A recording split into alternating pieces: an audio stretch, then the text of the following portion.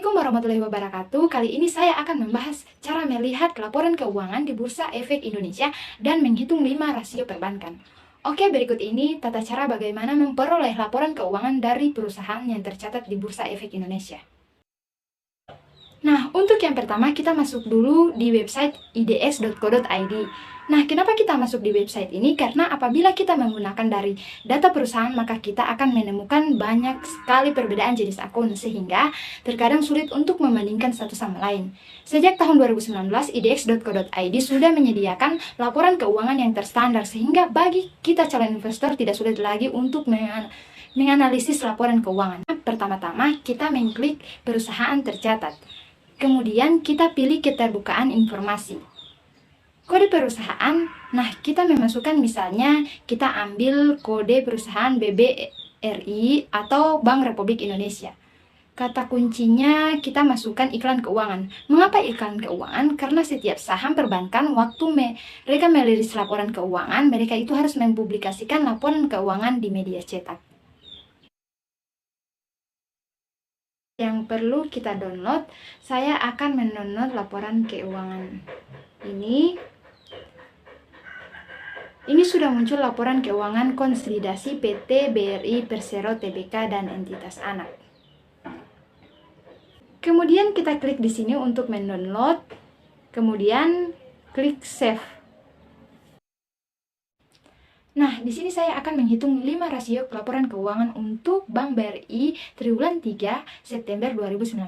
Yang pertama itu ada KPMM, yang kedua ada NPL gross, yang ketiga ada ROA, dan yang keempat ada net interest margin, dan yang kelima adalah BOPO. Nah, yang pertama ada KPMM. Capital Adequacy Ratio diukur berdasarkan perbandingan antara jumlah modal dengan aktivator tertimbang menurut risiko atau yang kita kenal dengan ATMR. Rumusnya dapat teman-teman perhatikan di samping ini. Yang ini untuk kartnya September 2019 adalah 21,62 atau periode sebelumnya 2018 ada 21,02. Berarti kartnya mengalami peningkatan. Yang kedua, NPL gross. NPL gross yaitu yang membandingkan jumlah kredit berstatus kurang lancar atau diragukan. Rumusnya dapat teman-teman lihat di samping ini. Selanjutnya, NPL gross September 2019 adalah 2,94 dibandingkan dengan September 2018 ada peningkatan NPL-nya. Yang ketiga, ROA. ROA adalah rasio yang menggambarkan tentang kemampuan perusahaan dalam mengembalikan pendapatan atau labanya berdasarkan tingkat aktiva. Rumus dari ROA ada laba bersih dibagi dengan aset total. Selanjutnya, ROA pada bulan September 2019 yaitu ada 3,42 dibandingkan dengan September 2018 ada 3,60. Berarti ini terjadi penurunan. Yang keempat ada net interest margin. Definisi dari net interest margin ini adalah selisih antara rata-rata suku bunga yang diterima oleh bank dan rata-rata suku bunga yang dibayar oleh bank.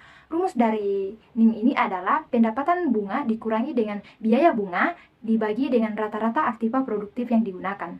Selanjutnya, NIM yang ada di bulan September 2019 ada 7,02 dibandingkan September 2018 itu ada 7,61. Berarti NIM ini terjadi penurunan.